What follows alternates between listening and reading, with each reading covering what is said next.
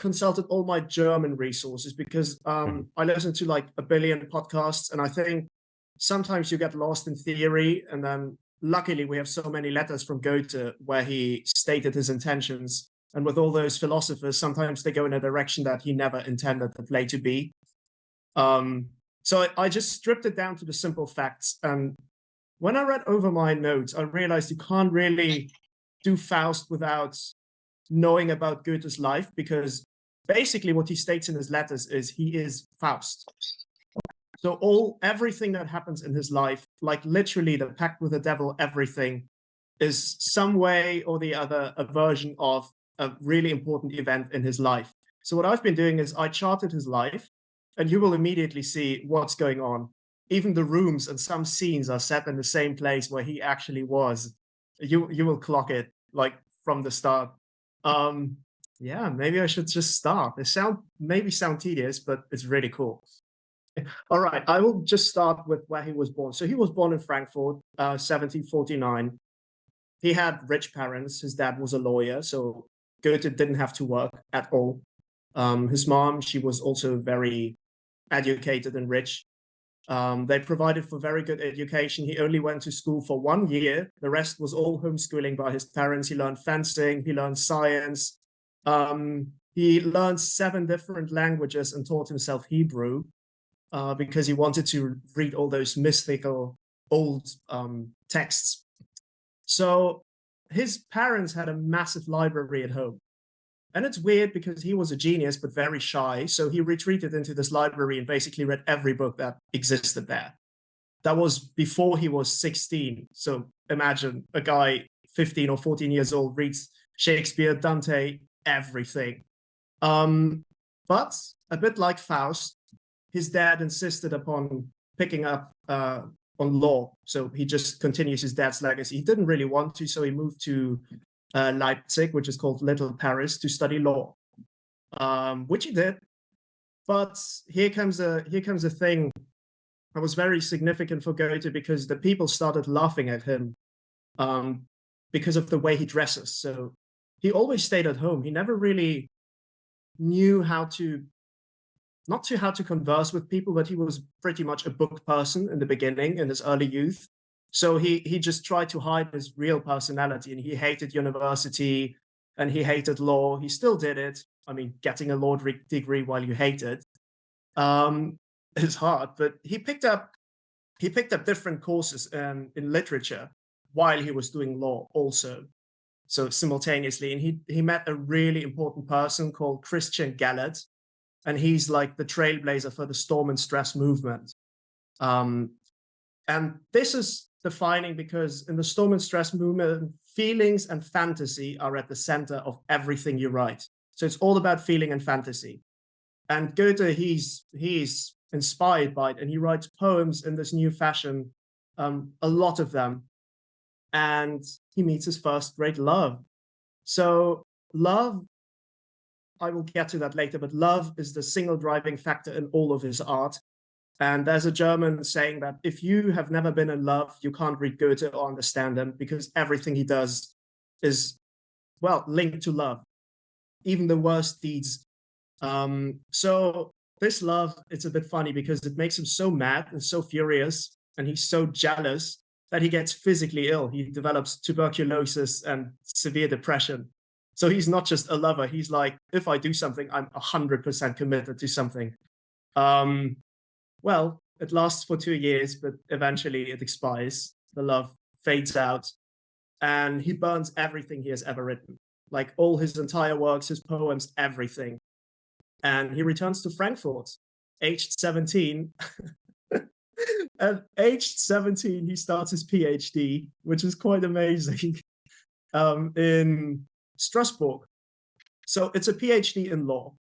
Again, his dad insisted upon finishing law. By that time, he already told him, look, I want to do literature. I'm so interested in literature. But dad says, no, you've got to finish law. So he's doing that. But simultaneously, he also starts a degree in medicine and in chemistry at the same university, and is opting for a PhD in all those 3 courses at the same time.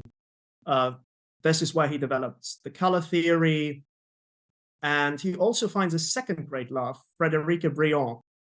So that's his inspiration. So every time he falls in love, he writes a great poem or a really significant work, like Faust or the Young Werther. It's always when he falls in love. It doesn't last long, but this is his driving force. So he meets the most important person in his entire life, called Johann Gottfried Herder. He's a theologist and philosopher. And why this is so important? Because he suddenly finds a big brother in him, and he inspires him and he teaches him lots of stuff. And the weird thing with Goethe is he's so smart, he finds it very hard to talk to people. Like, nobody really understands him. So he's very lonely and depressed. And when you read his letters, you can see that he had a kind of, he was looking for a soulmate, but no one ever really reached his height, and he couldn't really open up and talk about his art and what's really moving him inside, because he's just too smart for them in a way. So that friendship lasts very long. He goes back to Frankfurt in 1771, working as a lawyer again, because his dad said, I don't care about your poems, you're a lawyer. And judging from his family standards, he only has 28 processes, which is a lot, like court processes, but for his dad, that's nothing. So he writes a very important play called Götz von Berliching. For the German literature is very defining, this play, because it's the first, you could say, one of the very first Sturm und Drang plays. It's about a man, a knight, seeking justice, fighting for justice, but ultimately he fails. So there's no justice. He published it and becomes kind of recognized in the literary world in 1773, but he's not a superstar yet. It's just, a lawyer who published something which is worth reading. Again, his dad insists keep up law. So he has to move. And age 22, he becomes a minister. He goes to the Wälzer Reichskammercourt, which is it's a very important court. So if you want to be there, you have to be a damn good lawyer, and it's a very high position. There, he meets a girl, the third love of his life, called Charlotte Buff.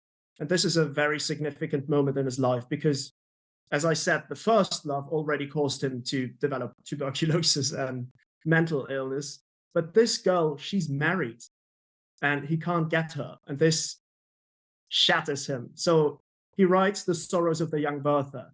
And it's such an important, you can't understate this play. It's like the first best-selling book in Europe. It causes a literary earthquake in Europe, and Napoleon reads it 7 times. He quotes it all the time. And it becomes taboo because 2 months after he published that thing, so many people committed suicide because of that play. It's basically about a young guy falling in love with a woman he can't have. She kind of encourages him, you could have me, or it's a very nice flirt, but then she says no and stays with her husband. So before Christmas Eve, he shoots himself.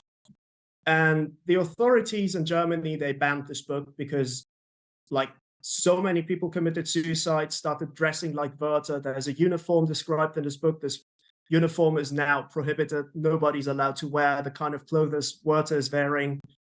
It's all prohibited, and he's just 25 at that age. And this novel makes him a superstar. As soon as The Sorrows of Young Werther have been published, he's a superstar. So, Goethe starts speaking only through his characters. If he has learned something, when he opens his mouth, people don't really understand him, or sometimes they just, they're just nod and smile. So he starts speaking just through his characters in the plays. He doesn't really talk about, what's moving him inside, except in letters to Schiller. So 1775, he goes back to the court. He should be very happy. In a way, he's developing to be Faust because he is rich beyond belief. His parents sent him money, which would be like the salary of 2 ministers every year, just for, to buy clothes, to provide food, everything. So he has nothing to worry about. He has all the women at his feet. He's rich. He speaks 7 languages. He has studied chemistry, biology, medicine, art history, law, and he has PhDs in several different subjects. So there's nothing to worry about him, but still, suddenly he feels like he wants to be free and just flee. Just everything is too much. And he wants to kind of retreat into his cave, which we see in Faust. There's this scene where he retreats into the cave, and after Gretchen, after the scene with Gretchen, you probably remember where Mephisto's going up to him and like, look, she's over there. You just have to go and get her. But it's not what he wants. So this is the first time he realizes all this wealth, all this knowledge, what is it for? It's not making him happy. So he runs away from court under a false name and travels to Italy. Nobody knows it, not his family, not the Duke, nobody. And he goes to Rome. This is where Faust kind of starts to develop. He starts writing Faust, but not really seriously. But he meets a girl and he calls her Faustina. She's just, she's not a very special person. She's an Italian girl. And, oh yeah, she's a waitress. And there's a significant thing he does, because you remember the pact with the devil in the blood, with a drop of blood. So what he's doing is, to get her, he dips his finger into the red wine and he draws hearts and dots on the table. And just to check out if she understands what he means, and she does. So he's saying he attracted her through his blood because his poetry is in the blood, and she understood what he meant. So she's his Gretchen in a way, the first Gretchen. There are several Gretchens. So he's very happy for 2 to 3 weeks. He's very positive about everything in Rome. But he realizes, yeah, something is off, because as great as this love feels, he realizes nothing can last forever. And he actually quotes it in a letter. He wanted to say, "Stay, moment, stay, thou art so fair." But he knows if there's no suffering, there can't be passion. If you're feeling great all the time, suddenly it's not a great feeling anymore. You have to feel down to feel great again, or happy, or being in love. And this is where he gets the "stay, moment, stay, thou art so fair." He wants to say it, but he doesn't say it to her.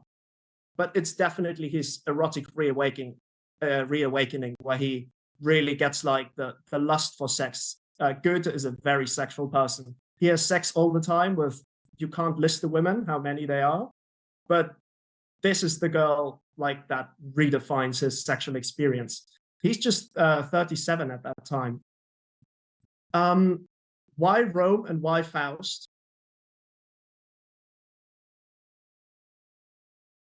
What happens is those statues started speaking to him. So he's looking at them, and those Roman and Greek figures, those marble statues, implements them in Faust's characters. Sorry, Max, your audio is slightly cut out for me. Could you just go back to why Rome, why Faust? Oh, your audio is just occasionally glitching. I'll try it again. I'll just unplug this one. Can you hear me better now? Yeah, perfect. Perfect. So he's going to Rome because those figures, those marble statues, they come alive.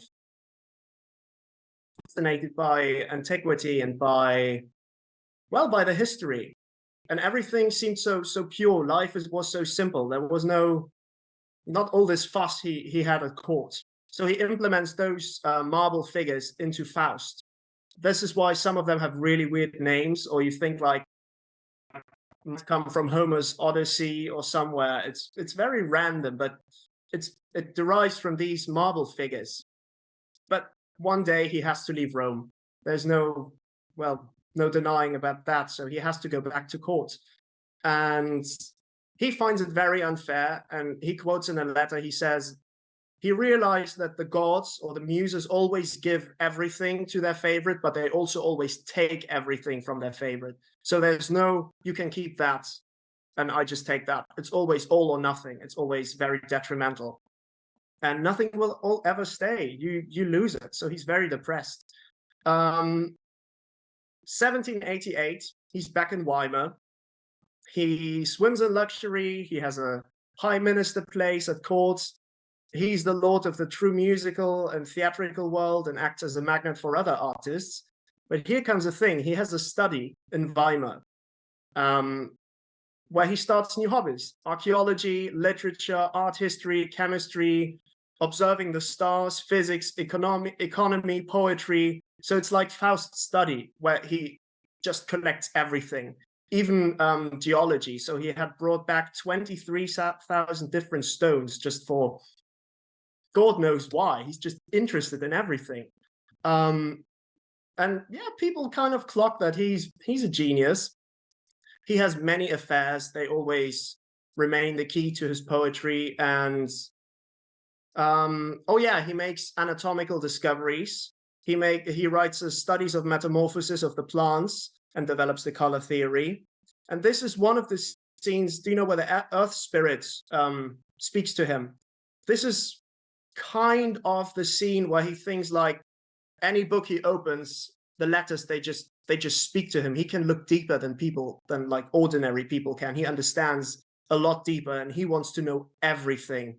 So that's the moment where he knows he kind of is Dr. Faustus. The weird thing is, he wants to do biology, but he can't kill, not even a bug or a butterfly. He can't do it. Yeah, so he retreats and says the only thing nature asks of us is to observe, not to interact. And all the mystical things, they will just reveal themselves if you just look at them long and deep.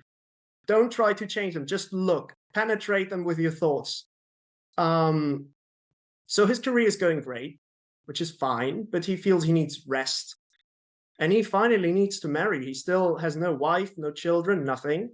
So he hooks up with this girl called Christina Vulpius. She's 16 years younger. She is kind of a weird thing because she has a simple background. She can't read, she can't write. She's working class, very poor.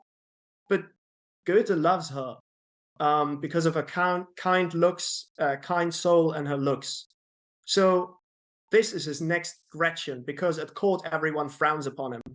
They're like, "You're such a genius. You could marry the Duchess. You could have my daughter. You could go to the king. Why do you marry a girl who can't read or write? It's just an insult. She doesn't even understand your work." So this is, yeah, there are ruptures. So he has his first son, August, but he's a bastard. They don't marry until after 18 years after they had children. People pick up on that. It's kind of the Valentine's scene where they're like, "You have bastard children. You're such a decent guy. You're from a rich and famous family, and then you do this. This is so base." And people hate his wife because nobody understands her, and they call her the pretty flower girl and the pretty piece of flesh. So she's like a whore, which is unfair, but still. So Goethe starts something very weird, because when he has guests, his wife is not allowed to sit at the table. She has to go away. She's not allowed to show herself or to speak to anyone. And he becomes a bit more egocentric because now she's treated like a servant and not like his wife. This is, yeah, the Mephistophelian side of him coming out now, because he has always been an egocentric, but now it really shows itself once he has settled down. His wife says she doesn't suffer under it. It's fine. She understands he's a genius, and serving a genius is not, easy. So she writes many letters, and she never complains. She says he could have chosen thousands of other girls over me, but he chose me, so I'm super happy. He never beat her, but probably not have treated her very well. So he has a sanctuary, which is his garden house, and he flees there because anything that could make him feel miserable or uneasy, he blocks it out. Even the smallest things, a fight at home or a fight with his wife, he just, I'm not going to have it. My world has to be perfect and happy all the time. I want rainbows and sunshine. I don't even want to have a difficult conversation. So it's funny, he has a mythical stone in his garden. It's really big and round, and he thinks about it as the earth. it represents the earth, and sometimes he's hugging it. And he wants it to be a place free of sorrows, free of illness, free of death. Everything is perfect. It's just a joy to live in that world, in that mythical round big stone in his garden. And he's more and more often just in his garden house doing whatever, painting or studying or being a kind of weird guy looking at the stars, sorting his 23,000 rocks that he has collected. His wife doesn't really understand it. So now they had 5 children. 4 of them die right after birth. And it shows even more now that he's kind of also Mephistopheles, because neither doesn't he attend the birth of his children nor the funeral. He just doesn't go there at all. When his wife had a child and it died, he doesn't even address the thing. It's just a thing that died. I don't care. And there's the scene in Faust where Gretchen asks Faust to visit the grave of his son, and he just refuses. And this is like literally taken from his life. He just refuses to accept that people are mortal, that people suffer illnesses or could die. He's just most of the time in good health. He's older now, but he's still feeling very young inside. So he doesn't want to deal with that issue. He hates aging. And more, Goethe is becoming Mephistopheles. So when his wife died, aged 51, from a heart attack and renal insufficiency, she lies in her bedroom at home. And the only thing she asks is, please, can I see Goethe once more before I die? I have maybe 2 hours before I die. And he just says, no, I'm not going in that room. I don't want to see her. There's suffering, there's pain. I'm not acknowledging that. So she dies. He never came to her. He never looked at the corpse. And when she was dead, he runs away. And there's a very awkward diary entry. He's obsessed with diaries. He writes diaries every day. And on the day of her death, he just writes in his diary, my wife died under immense suffering this morning. Evening, double point, beautiful illumination of the city by the sinking sun in the evening. Might take a stroll. So this is his diary entry for that day. It's horrible. And he doesn't go to her funeral, but somehow the corpse has to be taken out of the house. And here comes the bad thing. People come to take the corpse out of the house, and he just says, take that thing away from me. He doesn't even say her name. It's just a thing for him, a dead thing. Yeah. Again, he's scared of death and illness, and people start to clock that. So when somebody coughs or sneezes, he just doesn't really want to be around that. Because he's old now and he's afraid of death. So he wishes he could be immortal or not age. Oh yeah, he starts hating theater because the older he gets, the more he understands, and he realizes people don't. So when they watch his plays, he says there are too many people and too little inner reflection of what they see. They just applaud everything. I could put something on stage and they would still clap because they think it's by me, so it has to be good. They don't really digest what they are seeing, and I don't like that. I don't want people to clap because of the author. I want them to clap because of what the play means, and if it's not good, please boo, but don't just take it and say it's great if you haven't understood it. So yeah. When he was a lawyer, there was a very significant moment, because there's a real Gretchen, but not the love affair Gretchen, just the historical Gretchen. She's called Susanna Margarete Brandt. When he was a lawyer, he had to process some court cases, and there was a woman who killed her child. And he was very interested by that. So he went to her execution. He probably witnessed it in person. I think she was beheaded. So he found that fascinating. And he wrote the first kind of Faust Gretchen story. So Mephistopheles wasn't really at the center yet. It was just a story between how he felt as Faust and, well, this kind of woman who killed her son, and he doesn't really want to acknowledge it. Much like his wife, who had 4 children, they died, and he didn't even go to the funeral. So it's like maybe an act of redemption, maybe not. But definitely Gretchen is at the center. So it took him 22 years to complete Faust, because he always had new experiences and he always wanted to digest all the lovers he had. And he writes in one letter that he can only reveal all his dreams to Dr. Faust. So he's more and more kind of identifying with the character or playing with the thoughts of being him. And he says in a letter to Schiller that it is certain that everything I experienced is some way or the other implemented in Faust or digested in some kind of form. So I think this is important why I'm saying it, because of course there's the story of like the Faustus, the magician who's doing experiments and has a pact with the devil. But at his Faust, this is not the real core of the play.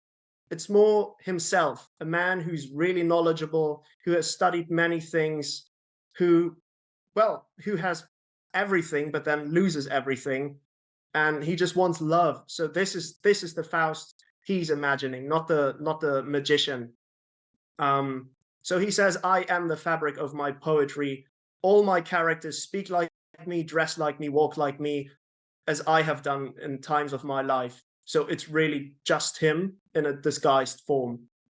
And oh yeah, there's this beautiful quote when he's saying, you are what you are. You can wear wigs, you can wear a million locks and wear pointy shoes. You remain what you are.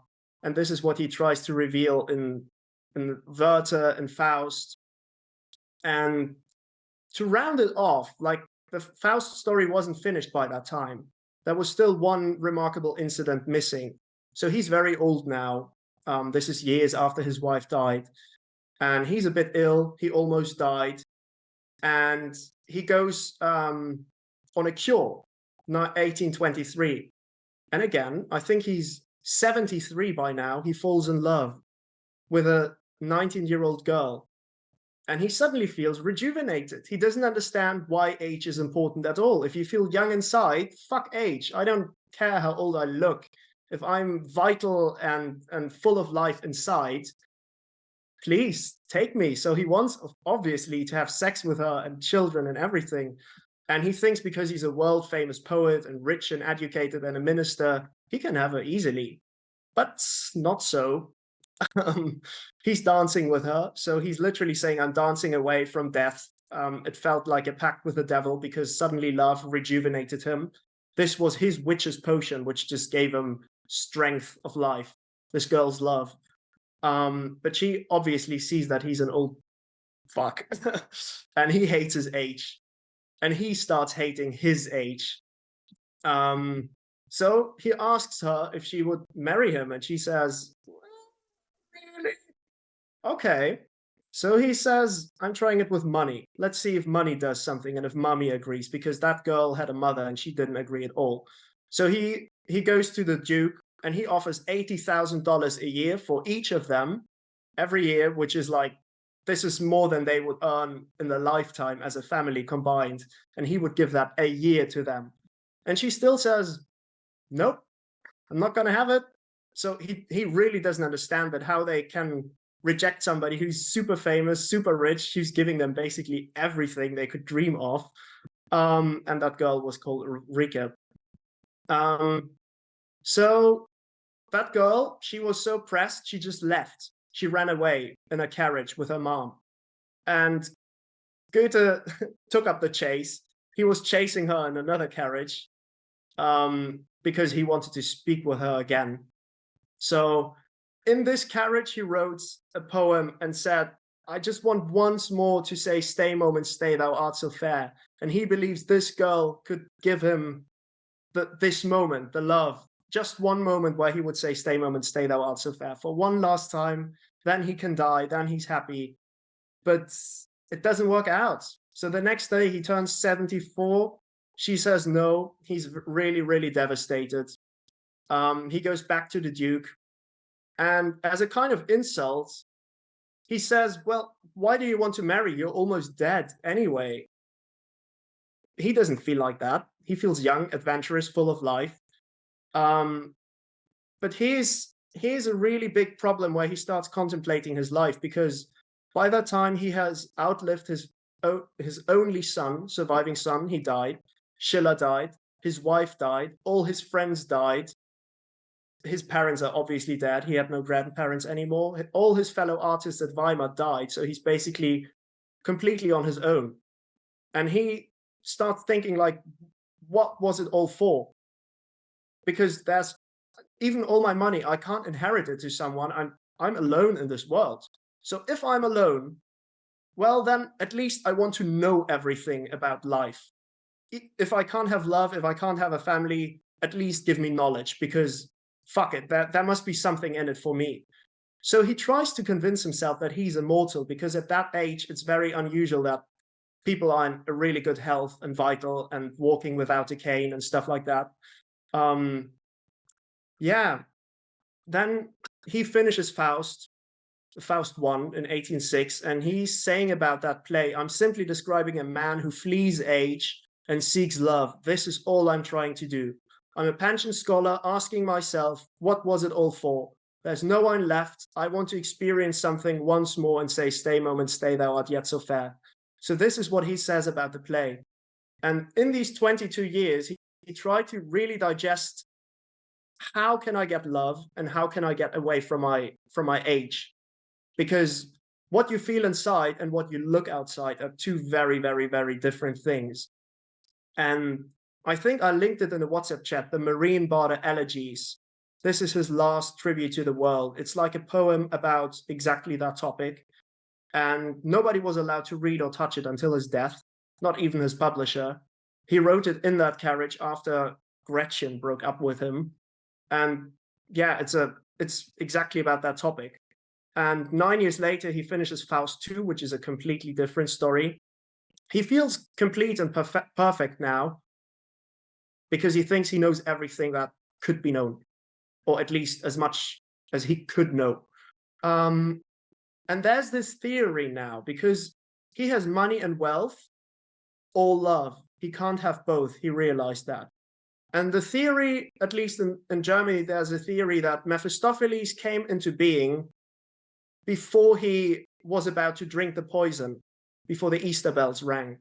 So because when people are about to die, you see your life flash before your eyes, or at least some of them, and you realize what you could have done, things you regret. And maybe you have been too nice, or you haven't been doing what you really wanted to do because your parents told you, do law, do a PhD in law, you're going to be a minister, but it's not what you want. So the ego kicks in. You actually want to be somebody else. And Mephistopheles, in some theories, is just Goethe's ego saying, well, I'm going to take care about you now. It's not about what other people want. Fuck other people. I'm getting what I want all my life, which is pleasure, sex, money, freedom, wealth, and I don't care about the impact it has. It's just about satisfying my feelings, because you have always done all your life what other people want you to do. So it's just his ego versus, well, his kind of feeling of responsibility to serve society. And that's kind of the battle. So it's not Satan. Mephistopheles is not really the religious Satan or the seducer you meet in the Bible. And according to another theory, if Faust wouldn't have tried to attempt suicide, the dialogue with God would never have happened. So his Satan would never have come into existence. And yeah, that's basically the end of my notes. But there's this one thing he puts into Faust's mouth, which is, whatever you do, do it with full commitment. And I want to know a lot. I know a lot, but I want to know everything. And this is just at the very core of, well, I think even of nowadays. Just, you can't have it all. You have to decide. So yeah, and then he died. Not too happy, not too sad, but definitely very, very alone. Like Dr. Faustus.